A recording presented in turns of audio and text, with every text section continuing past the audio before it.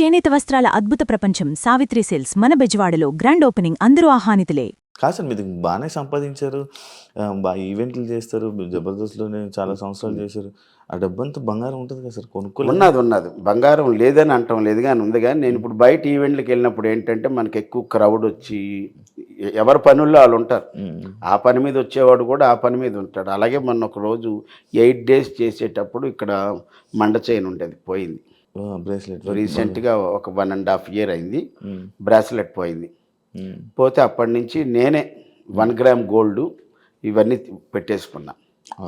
ఏదైనా బంగారం ఉంటే గింటే ఇంట్లో పెట్టి ఏదైనా ఫంక్షన్లకు వెళ్ళినప్పుడు రిజర్వ్డ్గా ఉండేటక్కడ ఎక్కువ జనాలు లేని దగ్గర ఏదో ఒక 5 తులాలు 10 తులాలు వేసుకొని అలా వెళ్ళి కనబడి వచ్చేస్తుంటుంది. ఈ బ్రాస్లెట్ పోయిన దగ్గర నుంచి నాకే భయం వేసింది. ఇంకెవరు ఇప్పుడున్న రేట్లకి ఇంకా భయం, చాలా భయం వేసి వదిలేసా. చైను ఉంగరాలు 2-3 ఉన్నాయి, పర్వాలేదు. బాగుందా సార్ మీ లైఫ్ ఇప్పుడు? ఇందాక చెప్పాను కదా, బాగా సంపాదిస్తున్నారా సార్? బాగా సంపాదన అంటే సరిపోయినంత, మా ఈఎంఐలకు సరిపోయినంత. అన్ని ఈఎంఐలు ఉన్నాయా సార్? మరి ఇల్లు, అపార్ట్మెంట్. అదే అపార్ట్మెంట్ కొనుక్కున్నారు ఎప్పుడు? అప్పుడే కొనేసుకున్నారా? ఇది 4 ఏళ్ళు అయింది. 4 ఏళ్ళు అయిపోయింది కొనేసుకుని. 4 ఏళ్ళు అయింది. నాకు ప్లస్ పాయింట్ ఏంటంటే శివ, నా కొడుకు అందొచ్చాడు, మా అబ్బాయి సాఫ్ట్వేర్ ఎంప్లాయ్. లక్కీగా మా కూతురు లాంటి కోడలు కూడా హెల్ప్ అయింది, తను సాఫ్ట్వేర్ ఎంప్లాయ్. ఇక నేను జబర్దస్త్లో ఉండి నెలకి మా వినోద్ గురించి చెప్పాలి. ఇక్కడ మా లేడీ గెటప్ వినోద్, చమక్ చంద్ర గారి టీంలో నెలకు ఎలా లేదని నా అబ్బాయి ద్వారా మనకి 20 ఈవెంట్లు వస్తాయి. వినోద్ ద్వారా కేవలం వినోదే ఇస్తాడు నాకు. ఇప్పుడు మేము జబర్దస్త్లో ఎవరికి అంటే ఇప్పుడు ఐపరాది టీం అని, సుడిగాలి సుధీర్ టీం అని, ఆటో రామ్ ప్రసాద్ టీం అని ఉంటాయి కదా. అలా మేమేంటంటే మేము ముగ్గురం కలిసి వ్యాన్ అని ఒక టీం పెట్టుకున్నాం. వ్యాన్ అంటే VAN, వి అంటే వినోద్, ఏ అంటే అప్పారావు, ఎన్ అంటే నవీన్ అంటే మన జూనియర్ రాఘవేంద్రరావు ఫేమ్ గడ్డాం నవీన్. మేము ముగ్గురు. అది బాగుంది. మనకేంటంటే మనం కష్టపడకుండా కూర్చుంటే బాబాయ్ డేట్లు నోట్ చేసుకుంటాడు, టపా టపా టపా 4 డేట్లు ఇస్తాడు. డేట్లు చెప్పిన గంటకు కానీ నెక్స్ట్ డేకి కానీ అడ్వాన్స్లు వేసేస్తాడు. ఇదిగో బాబాయ్ నీ 4 ఈవెంట్లకి డబ్బులు అడ్వాన్స్ వేసాను అంటాడు. అది మనకి ఎంత హ్యాపీ. బయట ఈవెంట్లు కాదు, బయట ఈవెంట్లు నాకు కొన్ని వచ్చినప్పుడు నా ఈవెంట్లో కంపల్సరీగా వాళ్ళిద్దరు ఉంటారు. వినోద్కి ఈవెంట్ వస్తే మేమిద్దరం ఉంటాం, నవీన్కి వస్తే మేమిద్దరం ఉంటాం, టోటల్గా మేము ముగ్గురు ఉంటాం. సార్ నార్మల్గా నేను ఒకటి విన్నది ఏంటంటే ఈవెంట్లలోని జబర్దస్త్ ఆర్టిస్టుల వల్ల ఈవెంట్లకి మిగతా గెస్ట్లకి ప్రైజెస్ డౌన్ అయ్యాయి, వీళ్ళు తక్కువకి వెళ్ళిపోతున్నారు కదా అని చెప్పని అంటారు. దాన్ని మీరు యాక్సెప్ట్ చేస్తారు? ఐ అగ్రీ విత్ యూ, నేను ఓకే చేస్తాం. ఇప్పుడు కొంతమంది ఇక్కడ సెలబ్రిటీ గెస్ట్కి వెళ్తే కొంతమంది 2.5 లక్షలు తీసుకుంటున్నారు ఒక వ్యక్తి, ప్లస్ 2 and fro ఫ్లైటు, అక్కడ స్టార్ హోటల్. కొంతమంది 1,50,000కి 2 లక్షలకి మొత్తం టీం అంతా వెళ్తారు. నేను ఇందాక చెప్పింది 2.5 లక్షలు ఒక వ్యక్తి. ఇక్కడ 4 వ్యక్తులు 2 లక్షలకి ఇంక్లూడింగ్ ట్రాన్స్పోర్ట్ వెళ్తారు. కొంతమంది 1,00,000కి వెళ్తారు, కొంతమంది 50,000కి వెళ్తారు. ఇంకా తక్కువలో ఉన్న వాళ్ళు ఉంటే వాళ్ళు 15,000కి వెళ్ళిపోతారు. మేమంటే లేత ఉంటుంది, ముదరా ఉంటుంది. మేము టు బి ఫ్రాంక్గా చెప్పాలంటే మేము ఏ ఈవెంట్కి వెళ్ళినా సరే ఏమంటే ఇంక్లూడింగ్ ట్రాన్స్పోర్టు ముగ్గురికి 60,000 అని చెప్తాం. అంటే ఇందులో 5,000 రూపాయలు ట్రాన్స్పోర్ట్ పోతుంది. ఎగ్జాంపుల్ వైజాగ్ అనుకో, వందే భారత్లో వెళ్తే ఇటు నుంచి 2,000, అటు నుంచి 2,000 అయిపోతుంది. మేము ఇంటి దగ్గర నుంచి రైల్వే స్టేషన్కి వెళ్ళడానికి 600, 300 అవుతుంది. అలా మేము 20,000 అవుతుంది అంట. ఇంకా అందులో కూడా మళ్ళీ ఏమండి మనకు తగ్గించండి అంటే మనం ఏం చేయలేము. ఒక అటు ఇటు ఒక 5,000 అటు ఇటులో వెళ్తాం. ఇప్పుడు మేము అంతే అమౌంట్ కావాలని భీష్మించి కూర్చుంటే అంతకన్నా తక్కువకి వెళ్ళిపోయిన వాళ్ళు ఉన్నారు. అది మీలో మీరే కొట్టుకుంటారు. మనం ఏం చేయలేము. మన టార్గెట్ ఏంటంటే నెల అయ్యేటప్పటికి ఇదిగో మన ఈఎంఐలతోని బయటపడాలి, ఈ నెల బాగుండాలి అనుకుంటే తక్కువలో తక్కువ నాకు ఒక 3 లక్షల రూపాయలు అయితే సంపాదిస్తాం మంత్లీ. ఒక్కోసారి ఆ 3 లక్షలు కూడా రాకపోవచ్చు. ఇప్పుడు ఇదే నెల మార్చి నెల తీసుకుంటే 1, 2, 3, 4 లేదు, ఇంట్లో ఖాళీగా కూర్చున్నాం. మళ్ళీ 5, 6, 7 చేసి 8, 9, 10, 11, 12, ఈరోజు 12, 13 లేదు, మళ్ళీ 14 ఒకటి వస్తే లేదు, మళ్ళీ 15 లేదు, ఇంకంతే. కాదు సార్, ఇప్పుడు నార్మల్గా ఓపిక ఎలా ఉంటుంది? అంత ట్రావెలింగ్ అదంతా ఓపిక, ఇంకా ఎంత కష్టపడతారు మీకు అనిపించలేదా? అంటే ఇంత మీ అబ్బాయి గురించి చెప్పారు, మీకు వాళ్ళ గురించి చెప్పారు, అయిపోయింది అబ్బా స్టేజ్ అంతా అయిపోయింది, సంపాదించేసారు, కొంచెం ఖాళీ కూర్చుందా? సంపాదించేశారంటాను లేదు, నేను జబర్దస్త్ అప్పారావు సెటిల్ అయ్యాడనే మాట లేదు.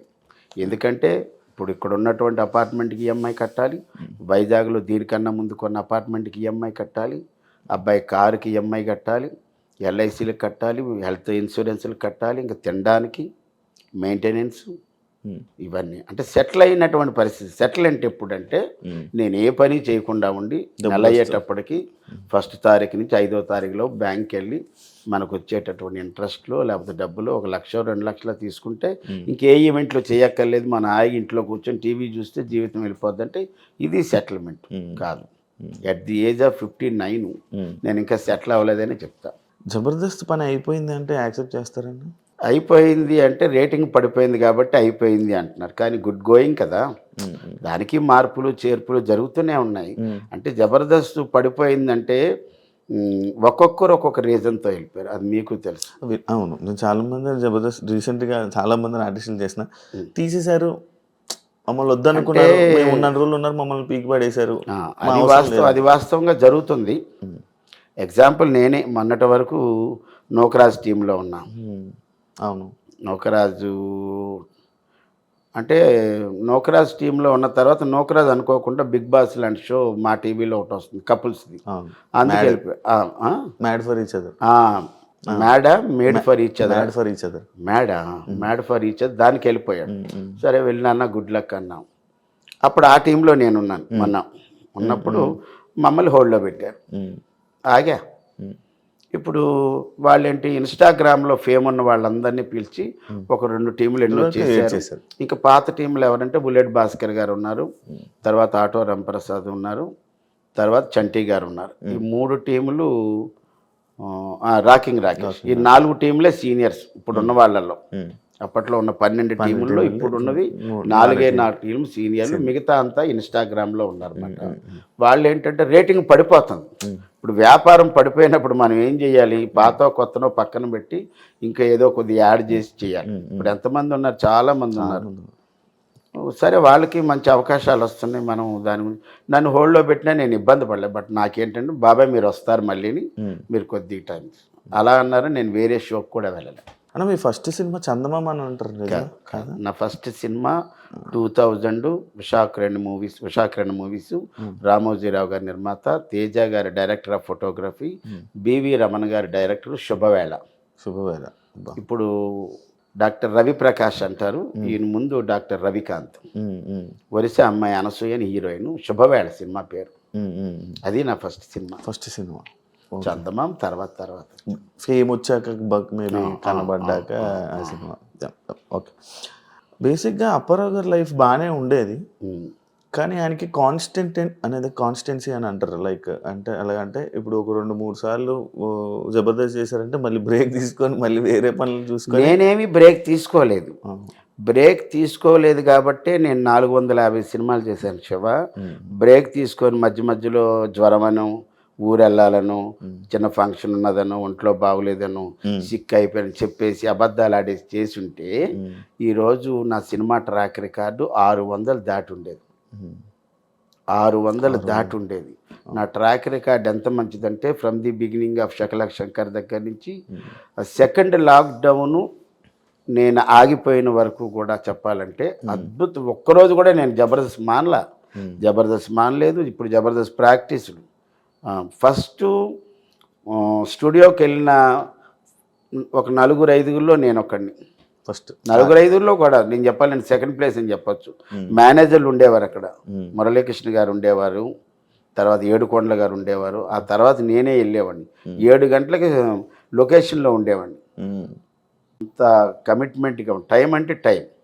ఎట్టి పరిస్థితుల్లో నేను కూడా మన కారు వచ్చే ముందు చూస్తే 11:53 ఉంది, ఇంకా 7 నిమిషాలు మన టైం ఉంది. ఆ టైంలో అబ్బాయి ఫోన్ చేశాడు, కిందకి వస్తున్నానని. అంతే. ఓకే, మొత్తం పర్ఫెక్ట్ టైం అంటే టైం పంక్చువాలిటీ అంటే ఇంక మరి టైమే. అలా ఉన్నాను కాబట్టి ఇందాక మీరు అన్నారు బాగా స్ట్రైన్ అయిపోతున్నారు, అలిసిపోతున్నారు అంటే తప్పదు. ఇంక మన జర్నీ స్టార్ట్ అయిపోయిన తర్వాత మనం ఎక్కడ ఆగడానికి వీలేదు. నేను ఈ జర్నీలోనే బాగా ఎంజాయ్ చేస్తాను. అలాగని సూపర్ డీలక్స్ బస్ ఎక్కుతాను, అలాగని ఒక కార్ ఎక్కేస్తాను. ఇంకోటి ఏంటంటే దీని గురించి చెప్పాలంటే జనవరి నెలలో నేను ఎంత స్ట్రెయిన్ ఫీల్ అవ్వలేదు, కానీ ఎంజాయ్ చేశాను. ఆ ట్రిప్ మీకు ఇంత తిరిగాడా అనిపిస్తుంది. జనవరి 13 హైదరాబాద్లో బయలుదేరి 14 మార్నింగు, జనవరి 12 బయలుదేరి 13వ తారీఖున నెల్లూరు వెళ్ళాం. నెల్లూరు దగ్గర అల్లూరు ఎర్లీ మార్నింగ్ 5కి దిగాను. వాళ్ళు తీసుకొని వెళ్ళారు, రూమ్ ఇచ్చారు. ఆ రోజు 13వ తారీఖున ఒక అమ్మగారి పేరిట వాళ్ళ తల్లి గారి పేరు మీద తల్లిని బాగా చూసుకునే వాళ్ళకి సన్మానాలు చేశాడు. అది నేను గెస్ట్. మా ఊరు ఆయన మేడా మస్తాన్ రెడ్డి గారు అని ఎప్పటి నుంచో చేస్తారు. అది అయిపోయింది. 13వ తారీఖు ప్రోగ్రామ్ అయిపోయింది. 13వ తారీఖున పోలేరమ్మ ఉత్సవాలు జరిగితే అక్కడ ఉన్న వాళ్ళు అన్నారు, అపారాలు ఎలా మీరు ఊర్లోనే ఉన్నారు కదా, మీరు వెళ్ళేది రేపు కదా, మా పండగలోకి రండి అంటే అక్కడికి కూడా వెళ్ళాం. అది అయిపోయిన తర్వాత 14వ తారీఖు మధ్యాహ్నం 14వ తారీఖు జనవరి 14వ తారీఖు ఉదయం 10 గంటలకి భీమవరం, మళ్ళీ ఆ నైట్ 1 o'clock బస్సు ఎక్కిస్తే 14 భీమవరం దగ్గర తాడేరు, మా పంచప్రసాద్ ఊరు అది. ఆ ఊర్లో కోడి పందాలు, అక్కడికి వెళ్ళాను. అది చూసుకొని 4 గంటల వరకు 14వ తారీఖు అక్కడే ఉండి అక్కడ కారు కట్టించుకొని పాలకొల్లు రెస్పెక్టెడ్ మినిస్టర్ నిమ్మల రామానాయుడు గారి కార్యక్రమం అక్కడ, ఏది 14వ తారీఖు రాత్రి. అదైపోయిన వెంటనే 15 మార్నింగ్ 5 గంటలకు విజయవాడ, అక్కడ 2 గంటలు పడుకొని అక్కడ మా ఫనీ అని ఉంటాడు. ఫనీ అక్కడి నుంచి మీర్జాపూర్ నూజివీడు 15వ తారీఖున అక్కడ కోడి పందాలు. 15వ తారీఖు అక్కడ మళ్ళీ సాయంత్రం 4 గంటల దాకా ఉండి 15 సాయంత్రం మళ్ళీ 7 గంటలకి పాలకొల్లు. 15 వచ్చేసి మళ్ళీ 15 midnight బయలుదేరి 16 మార్నింగ్ వైజాగ్ వచ్చి అక్కడి నుంచి కారు పట్టుకొని వినోద్ ఈవెంట్ పర్లాకిముండి. 16 అయిపోయిన వెంటనే మళ్ళీ 17 మార్నింగ్ వచ్చి వాళ్ళ ఎవరి మట్టుకు వాళ్ళు వెళ్ళిపోయారు అక్కడ డిస్పస్. వైజాగ్ నుంచి మళ్ళీ నేను రాజమండ్రి దగ్గర ధర్మవరం అక్కడ ఒక నాటకం. ఇంకా 18, 19 జబర్దస్త్ షూటింగు, కానీ వాళ్ళకి ఎపిసోడ్లు ఉన్నాయని ఆ షెడ్యూల్లో 18, 19 లేదంటే ఆ 2 రోజులు రెస్ట్ కోసం మళ్ళీ ఎక్కడికి వైజాగ్ వచ్చేసాం. 18, 19 అక్కడ ఉండి మళ్ళీ 19 నైట్ బయలు 20 నుంచి 24 దాకా చేసాం. దట్టు 2 సూట్ కేసులతో. 2 ఒక సూట్ కేసు ఇంత ఉంటుంది, ఒక సూట్ కేసు ఉంటుంది. 2 చాలా హెవీ బరువు, ఎందుకంటే ఇందులో నాటకం డ్రెస్ ఉంది, తర్వాత ఏమో ఈవెంట్ డ్రెస్సులు ఉన్నాయి, అన్నీ ఉన్నాయి, పెద్ద పెద్ద మోపు ఉంటుంది. అదంతా తీసుకొని కారుల్లోనూ బస్సుల్లోనూ తిరిగా. ఎక్కడ ఈ మాత్రం కూడా నేను స్ట్రెయిన్ ఫీల్ అవ్వలేదు, స్ట్రెస్ ఫీల్ అవ్వలేదు. అన్న అది నేను ఒకటి విన్నది, హెయిర్ కలర్ వల్ల మీరు ఇంత బ్లాక్ అయిపోయారంటన్నా. అవును, నేను ఒంగోలు సినిమాకి జనరల్గా సినిమా ఆర్టిస్టులు కానీ స్టేజ్ ఆర్టిస్టులు కానీ ఎవరైనా సరే ఏదైనా ప్రోగ్రామ్ ఉంటే అక్కడ దాకా ఉన్నది వదిలేసి కలర్ వేస్తారు. నేను అలా కలర్ వేసాను, నాకు తెలియదు. కొన్నాళ్ళు అయిన తర్వాత వైజాగ్లో ఒక షూటింగ్ ఓపెనింగ్కి వెళ్ళాం. ఓపెనింగ్కి వెళ్ళినప్పుడు ఒక మేకప్ మ్యాన్ నాకు, బాబాయ్ మీ ఫేస్కి అమోనియా పట్టేసింది అన్నాడు. అంటే మనకి ఎయిర్ కలర్లో అమోనియా ఉంటుంది, కొన్ని నో అమోనియా అని కొన్ని ఉంటాయి. మనకి అలాగే మనం ఏంటంటే మంగళ షాప్కి వెళ్ళి చేసేసుకుంటాం. అలా ఎక్కడ పడిందో నాకు తెలియదు, కానీ నాకు తెలియకుండా ఒక బ్లాక్ ఫామ్ అయిపోయింది. ముందే మనం బ్లాక్గా ఉంటాను, దాంతో ఇది ఒక black. And for more videos, Please subscribe to iDream. Please subscribe to iDream. Please subscribe iDream. And please subscribe to iDream. For more videos, subscribe to iDream. please like, share and subscribe to the channel. Congratulations, iDream. Subscribe to iDream. Subscribe to iDream. So subscribe to iDream Media. iDream ki iDream team andarki huge congratulations. Please subscribe iDream Media. Please subscribe to iDream. Subscribe iDream. Please subscribe to iDream. iDream అంటే నా కళల ఛానల్ను subscribe చేసుకున్న నోరు తిరుగుతలేదు, మీరైతే గంట గుర్తు కొట్టండి. For more such videos, please subscribe to iDream. Subscribe to iDream. Please subscribe to iDream. Please subscribe iDream Media. Please do subscribe to iDream. Please subscribe to iDream Media. For best entertainment and information, please subscribe iDream. And don't forget to subscribe to iDream.